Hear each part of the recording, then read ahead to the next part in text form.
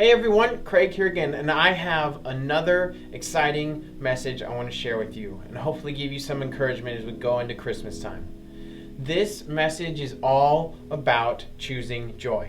And I know what you're thinking and I know what you're doing. Right now you're rolling your eyes and scoffing at me to turn away from the video because you think, how on earth could I possibly choose joy in 2020? A year where just about everything that could go wrong has gone wrong. And what I want to say is this: I'm there with you. It has been so hard for me to be joyful in 2020. Everything seems to be crumbling around us just as soon as we get it even a little bit better. Right? We have a global pandemic that is growing, it seems, day by day. We have people arguing over vaccines and politics. We aren't able to see our friends and our family, and more people are getting sick. Not to mention, we can't even go to school in person. But here's what I want to share with you today. Despite all of that, I think there's a way that you and I can choose joy. And I want to share that with you, so please, just tune in for a little bit and see if you can choose joy with me.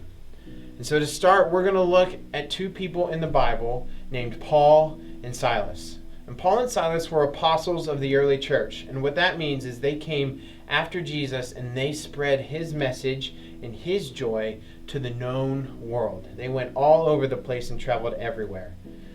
And it was their job to create the early church and create the church of Jesus.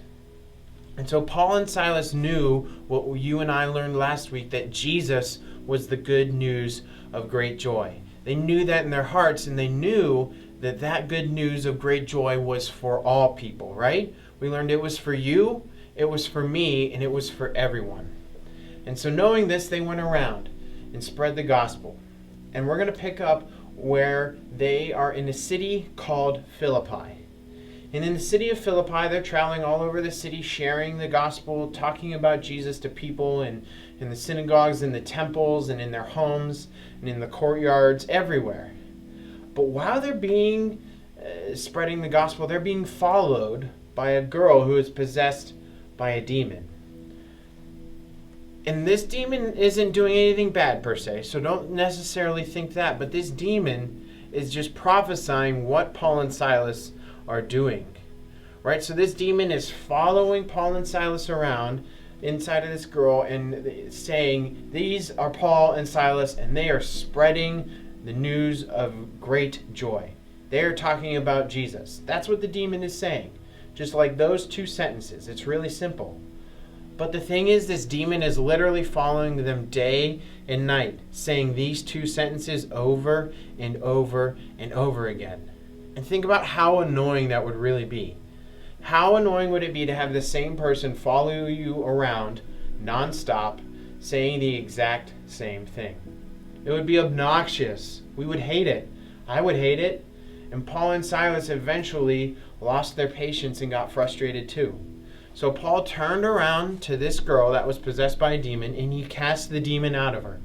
Just like that, he cast the demon out of her, and the demon left. And now you think this would be the point of great joy, that we solved the problem. Right now we can go spread the gospel more. But it in fact made things a lot worse for Paul and Silas. Because you see, the people of that town used that girl to make money. That's how they earned their living and paid for their things, because travelers would come through and this girl would prophesy to these travelers. So the people of the town were angry at Paul and Silas, and they turned on them. And when they turned on them, they led them to the city officials, and the city officials had them beaten, flogged, and thrown in jail. And so that's where we're going to pick up the story in Acts chapter 16. And verse 25 says this: At about midnight, Paul and Silas were praying, and they were singing hymns of joy to God. Then an earthquake that was incredibly powerful shook the prison from top to bottom. And all of the prison doors flew open, and all of their chains were loosened. So what happens? Paul and Silas get beaten, flogged, and thrown in jail when they really didn't do anything bad at all. Their world, at the snap of a finger, turned upside down. But rather than choosing to be depressed Rather than choosing to be sad or angry, Paul and Silas chose to be joyful. They chose joy. And what happened? God delivered them from their trial. And so later on in the Bible, Paul kind of writes a summary of this to the people in that city, to the church in that city. It's in the book of Philippians. And his closing note in that book is this. This is in chapter 4. And verse 4 says, "Always be joyful because you belong to Jesus. I will say it again, be joyful. Do not worry about anything, and instead tell God about everything. Ask, pray, and give thanks to Him. Then God's peace will watch over you in your hearts because you belong to Jesus." You see, Paul is taking that lesson and that trial and experience he had in the first time he went to Philippi, and he is using it to teach the people of Philippi and to teach you and to teach me that no matter what happens, we should always be joyful because of that good news of great joy that is Jesus. Paul knew that he had Jesus inside of him and that Jesus was with him and that God was watching over him. And the same is true for you and the same is true for me. So what I want you to get out of all of this, the main thing that I want you to key in on right now is that for the rest of 2020, I want you to choose joy. I want you to do that together with me. Let's choose joy over depression. Let's choose joy over anger.